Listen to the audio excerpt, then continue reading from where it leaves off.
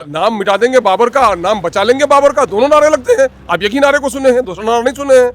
कभी भी इस देश में संभव है हिंदू और मुसलमानों की संगत कई सौ सालों से है।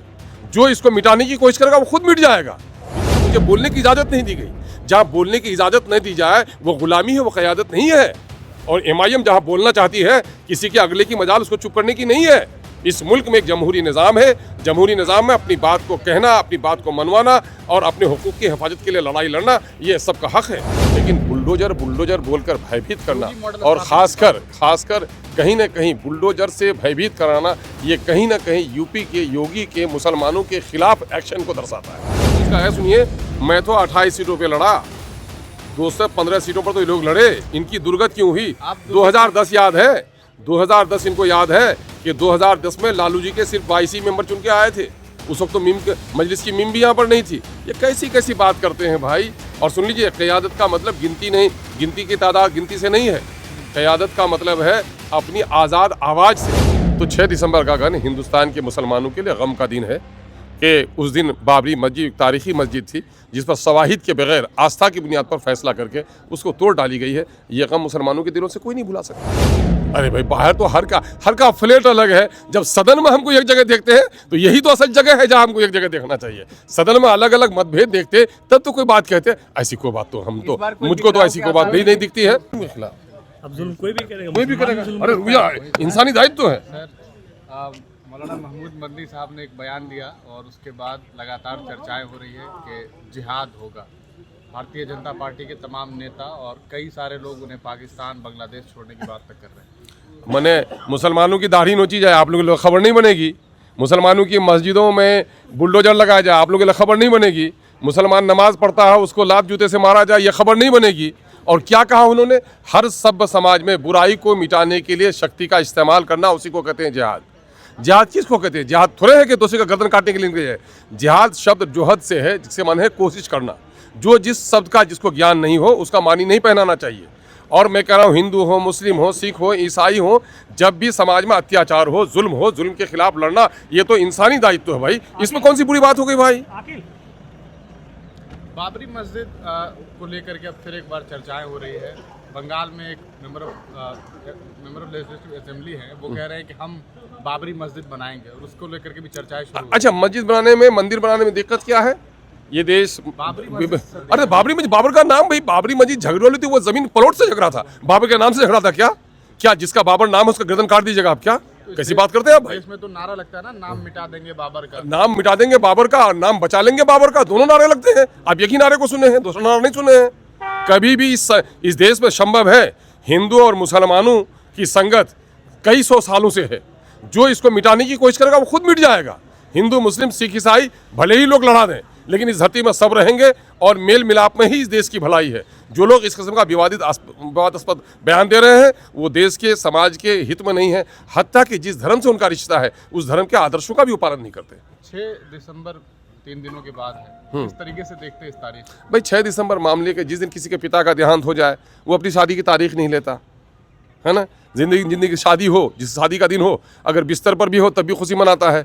तो 6 दिसंबर का दिन हिंदुस्तान के मुसलमानों के लिए गम का दिन है कि उस दिन बाबरी मस्जिद तारीखी मस्जिद थी जिस पर शवाहिद के बगैर आस्था की बुनियाद पर फैसला करके उसको तोड़ डाली गई है। ये गम मुसलमानों के दिलों से कोई नहीं भुला सकता। सर, एक सवाल ये है कि आप विधानसभा में जब बैठ रहे हैं, आपके साथ तौसीफ साहब भी हैं, अभी हम लोगों ने उनसे बातचीत की तो कहीं ना कहीं ऐसा लग रहा है कि कुछ मन मुटाव है।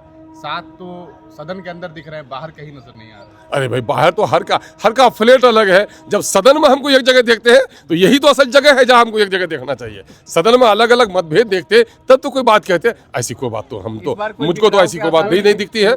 जिस्म के कोई मोटे हो सकते हैं लेकिन मन का मोटाव हमारे यहाँ नहीं है। टूटेंगे तो नहीं इस बार? बिल्कुल नहीं, कोई सवाल नहीं। पता, लोग अटूट हैं और लोग तो अटूट है वैचारिक तौर पर, लेकिन जनता ने जो सबक पढ़ाया है तो नानी मरे जो कोई दाएं बाएं करेगा। हुआ, कई विधायकों का उसका आवाज सुनाई नहीं दी। ये बिहार सरकार की तकनीकी सफलता है कि महामहिम का भाषण हो रहा है और उनका स्पीकर सिस्टम ठीक नहीं है। तो ये जो सुशासन की सरकार है तो उसका प्रदर्शन था वहाँ पर। सर, बुलडोजर लगातार अब चल रहा है, महिलाओं को पुलिस जो वाले भूमिहीन है पकड़ पीट रहे हैं। उनको बेगूसराय से तस्वीरें सामने आई है। ये बातें गलत हैं। वही मंत्री नए हैं बुलडोजर की बात, बुलडोजर तो एक सिंबल हो गया है जुल्म का। कानून का राज होना चाहिए, जो जुमला बोलते हैं माननीय मुख्यमंत्री जी, कानून का राज चले, जहां बुलडोजर लगाने की जरूरत पड़े बुलडोजर ये लगाए, लेकिन बुलडोजर बुलडोजर बोलकर भयभीत करना और खासकर कहीं ना कहीं बुलडोजर से भयभीत कराना, ये कहीं ना कहीं यूपी के योगी के मुसलमानों के खिलाफ एक्शन को दर्शाता है। मैं समझता हूँ बिहार में ये मुमकिन नहीं है और बिहार की सरकार से हम लोग ये उम्मीद भी करते हैं अगर कि इस तरह का प्रदर्शन बिहार में नहीं हो कमरुल सकता। हुदा साहब का इंटरव्यू किया हमने परसों और उन्होंने साफ तौर पर ये कहा कि सीमांचल में जिस तरीके से एनडीए ने बढ़त बनाई है उसके लिए सीधे तौर पर असदुद्दीन ओवैसी जिम्मेदार है। 11 महीने वो साथ रहे और उन्हें इस बात का एहसास हुआ कि जो इख्तिदार की बात की जाती है, क़यादत की बात की जाती है, वो फर्जी है, झूठ है, फरेब। देखिए, सबसे बड़ा एहसान फरामोश एक लफ्ज़ है और उसका अजीम एहसान फरामोश अगर तलाश किया जाएगा बिहार में तो मैं सकता हूँ उसी शख्स का नाम आएगा। ये बात बताइए कि असम्बली की दरो दीवार उसने देखी, किसी आदमी को 11 महीना मैंने पूरा कार्यकाल पूरा किया इसी वजह से। अगर 5 साल का हो तो 5 साल में समझ आती उसको। अब वो पार्टी से गए नहीं थे, हमारे पार्टी से निकाले गए थे। पार्टी से क्यों निकाले गए थे आखिर?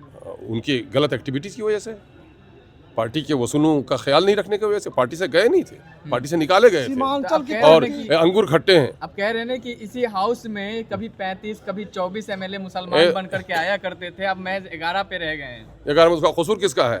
विश्लेषण करना चाहिए उसका कसूर किसका है। सुनिए, मैं तो 28 सीटों पे लड़ा, 215 सीटों पर तो ये लोग लड़े, इनकी दुर्गत क्यों हुई?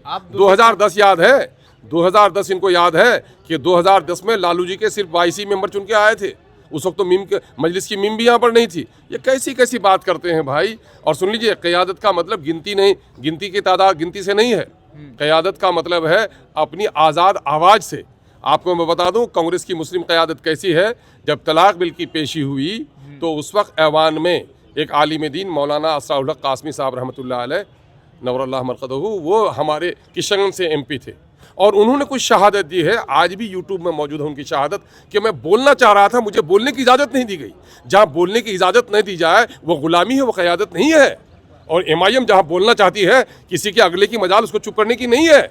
इस मुल्क में एक जमहूरी निज़ाम है, जमहूरी निज़ाम में अपनी बात को कहना, अपनी बात को मनवाना और अपने हुकूक की हिफाजत के लिए लड़ाई लड़ना, ये सबका हक़ है। और हम इसकी बात करते हैं, जिनको पसंद है जाएँ।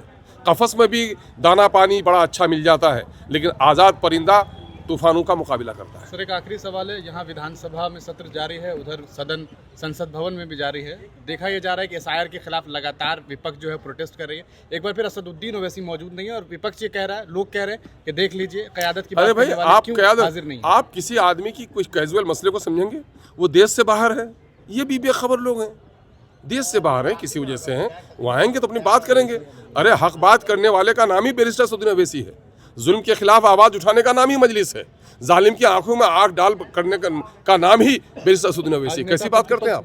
भी नहीं थे यहाँ, है ना? विधानसभा में। तो ये बात नहीं उठाएंगे ना आप, ये बात नहीं उठाएंगे ना। सबकी नज़र तो हम पर होगी, उन पर क्यों होगी आपकी नज़र? सीमांचल की तरक्की, जैसे और इलाके की तरक्की हुई है, विकास हुआ, सीमांचल का नहीं हुआ, उसके लिए क्या एक ठोस कदम होना चाहिए? दिल्ली और पटना की सरकारों ने लंबे अरसे तक